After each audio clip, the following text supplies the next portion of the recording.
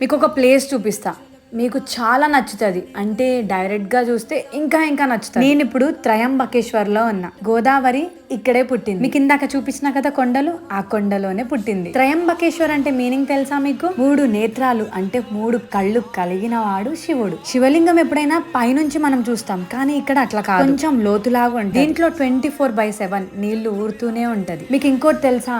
గుడి కింద మొత్తం గోదావరియే ఉంటది. నది మీద గుడి కట్టిరు. త్రయంబకం అంటే అందరికి ఒకటి గుర్తు రావాలి, మృత్యుంజయం అని. మీ అందరికీ వచ్చా?